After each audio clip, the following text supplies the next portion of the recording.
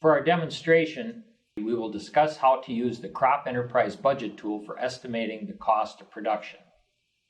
The Enterprise tool is available on the UW-Madison Division of Extension webpage in the Agricultural Crops and Soils section. The budget tool is a spreadsheet with a number of tabs across the bottom of the screen. The Instructions tab is the best place to start to provide some guidance on how this tool works. For our demonstration, we're going to use the Corn tab down at the bottom of the spreadsheet as an example of how the Budget Enterprise tool works. So if we click on the Corn tab, a number of cells pop up in different colors. The blue cells are the cells that you can actually change for your operation costs. Start with income and use realistic prices and yield goals. You can create different scenarios by changing the prices and yield depending on the different marketing strategies that you may be using. If corn is currently $4.85 and then trades higher or lower, that can be easily changed, and it changes the gross return. So at the top of the analyzer, here's where we would enter our fertilizer information.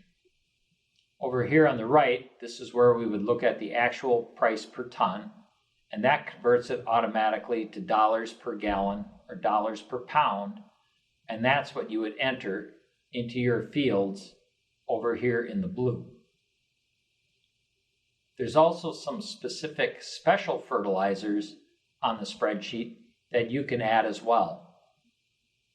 The seed cost section is pretty straightforward and includes what seed costs are and then what the planting population is. The pest management and crop protection options are included in this section. If you're going with a 2-pass program, for instance, on insecticides or any of the pesticides, you would want to put in each application or each pass that you make in that field. A section for irrigation is included, and those cells can be entered there if needed for that specific piece of land. Some miscellaneous costs are also included that are related to land, soil tests, custom fertilizer spreading, and scouting services. For land costs, if the land is rented, include the current rental rate per acre. If the land is owned, include at a minimum the property tax per acre and any interest owed on the land. Field operations are split into two sections, a pre-harvest and harvest operation. Custom rate guides are valuable tools to estimate field operation costs. These resources are included as links on the spreadsheet. If the crop is to be stored, options are to include costs in a cost per month or bushels, and then the number of months.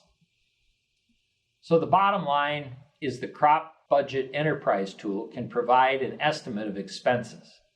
This is subtracted from the production revenue that gives a return per acre. A sensitivity table is included, which works with yield and prices, which could be better than expected or lower than expected.